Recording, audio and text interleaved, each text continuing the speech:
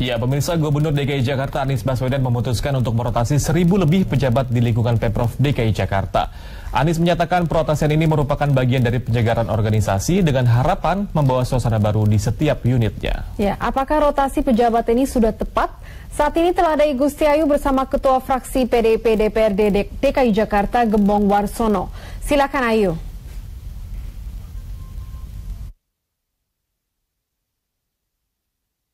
Eva dan juga Vandana, benar sekali bahwa Gubernur DKI Jakarta Anies Baswedan melakukan rotasi, mutasi, dan demosi kepada 1.125 pejabat tingkat eselon 2, eselon 3, dan eselon 4 di lingkungan Pemprov DKI Jakarta Senin sore kemarin di halaman Gedung Balai Kota DKI Jakarta, di mana 1.125 pejabat yang dilantik ini salah satunya kepala dinas dan juga hingga kecamatan dan juga kelurahan.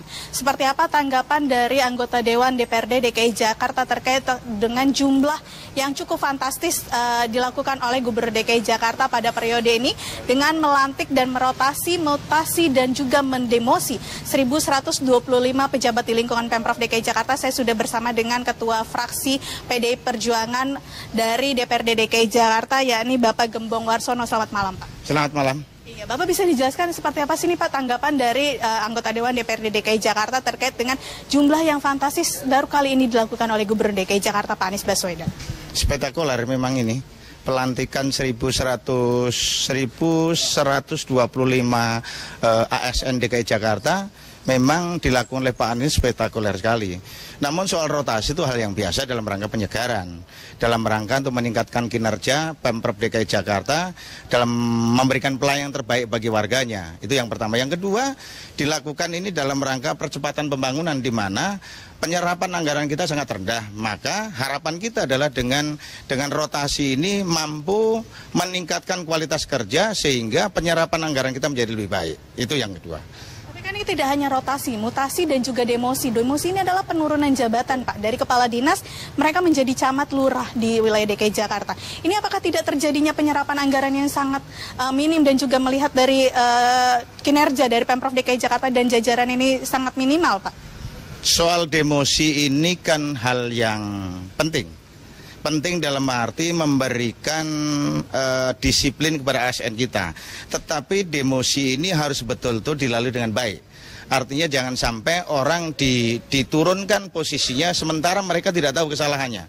Di tahapan-tahapan untuk dilakukan penurunan seharusnya dilakukan terlebih dahulu. Saya khawatir kalau ini tidak dilakukan sehingga akan menimbulkan kekecewaan dari ASN DKI Jakarta. Itu aja yang saya khawatirkan. Sebenarnya untuk rotasi, mutasi, dan demosi yang dilakukan oleh Pemprov DKI Jakarta, pernah nggak sih Pak berkoordinasi dengan Dewan DPRD DKI Jakarta sendiri? Apakah ini adalah hak prerogatif dari Gubernur sendiri, Pak? Soal itu menjadi kewenangan Pak Gubernur. Memang kewenangan Pak Gubernur, tetapi dalam konteks pelaksanaan kinerja nanti bersinergi dengan DPRD. Karena bersinergi dengan DPRD, maka seharusnya BKD sebelum itu dilakukan adalah semacam rapat kerja dan Komisi A yang membidangi tentang ASN DKI Jakarta. Itu jauh akan lebih baik sehingga ada sinergisitas antara Pemprov dengan DPRD DKI Jakarta. Ini kan masih banyak juga bangku-bangku kosong yang diisi oleh PLT, termasuk seperti Kadis Hub, Kadis LH sekarang juga masih kosong, Kadis Perumahan Rakyat. Ini Bapak menilainya seperti apa sih Pak? Sementara PLT sendiri kan tidak berani untuk mengambil wewenang untuk seperti penyerapan anggaran dan mengambil keputusan dalam proses silpa sendiri. Seperti apa nih Bapak menilainya? Ini soal skala prioritas. Skala prioritas Pak Anies, artinya Pak Anies tidak membuat skala prioritas dalam merotasi pejabat. Alhasil para PLT yang hari ini belum diganti membuat penyerapan kita rendah. Harusnya yang dilakukan oleh Pak Anies terlebih dahulu adalah bagaimana mengganti para PLT ini untuk definitifkan. Baik mereka yang di PLT sudah dinaikkan atau mereka diambil dari tempat lain. Sehingga dengan demikian para PLT terisi. Kalau PLT sudah terisi, harapan kita adalah penyerapan anggaran menjadi tinggi, pelayanan masyarakat menjadi lebih baik, proses pembangunan menjadi lebih cepat. Harusnya seperti itu. Tapi yang dilakukan oleh Pak Anies kan tidak. Ya ini nggak tahu jalan pikirannya Pak Anies kenapa, saya nggak ngerti gitu loh. Tapi ya teman-teman bolehlah itu dicek kepada Pak Gubernur, apa sih jalan pikirannya, kenapa PLT tidak diisi terlebih dahulu gitu. Gitu Mbak. Jadi Jadi sebaiknya harusnya Pak Anies melakukan langkah untuk melantik PLT-PLT yang seperti di Kadishub dan juga Kadis Perumahan Rakyat ya Pak, baru merotasi, demosi dan juga memutasi para pejabatnya di tingkat eselon 2 ya Pak. Betul, itu dilakukan terlebih dahulu. Misalkan contoh yang paling sederhana. Ada 2 pejabat DKI Jakarta yang sangat penting, sangat vital DKI Jakarta. Satu soal penanganan banjir, yaitu SDA, Kepala Dinas SDA yang saat ini kosong. Yang kedua soal Kesbangpol. Kesbangpol di saat Pemprov menghadapi pemilu seperti ini harusnya Pak Gubernur memprioritaskan ini. Sehingga keamanan, kenyamanan menghadapi pemilu DKI Jakarta bisa terjamin karena Kesbangnya kinerjanya maksimal.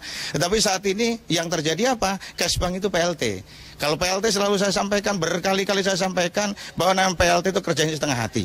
Tidak mungkin mereka bisa maksimal, walaupun Pak Anies juga berkali-kali menyampaikan kepada kami di DPRD bahwa PLT itu sama kewenangan dengan definitif.